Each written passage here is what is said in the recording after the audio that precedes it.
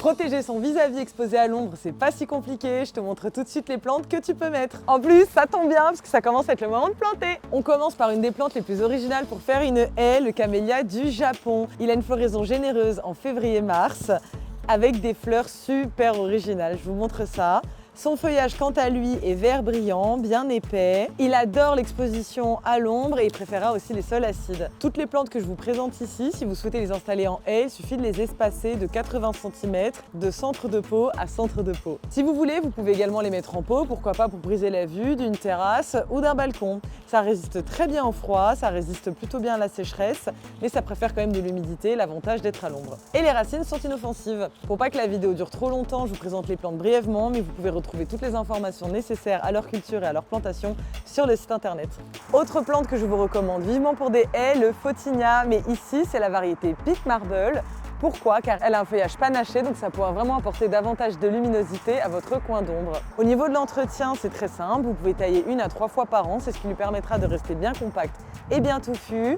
Elle a également une jolie floraison en printemps, certains n'aiment pas l'odeur, donc petite astuce, n'hésitez pas à la tailler juste avant sa floraison, elle ne vous fera pas de fleurs. Le photinia, personnellement, je trouve que c'est vraiment la plante qui coche toutes les cases, je vous la recommande vivement. Ce qui peut être aussi très sympa, ce sont nos bambous Fargesia robusta Campbell. Ce sont des bambous non traçants, donc ils ne risquent absolument rien. Vous n'allez pas en retrouver chez votre voisin, vous n'allez pas en retrouver plus loin de là où vous les avez initialement plantés. Ils n'ont pas besoin de barrière anti-rhizome et ils sont très touffus, c'est vraiment idéal. Il faut juste bien prendre en compte plusieurs choses.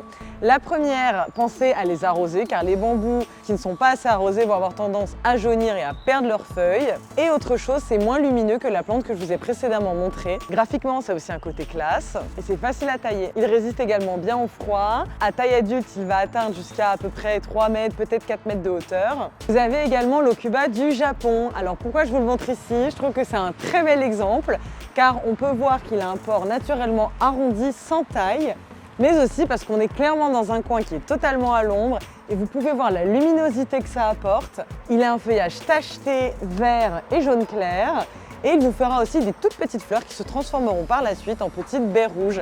Ça lui donne une allure vraiment sympa et très graphique. Autre et dernière variété super sympa que je peux vous proposer, le laurier thym.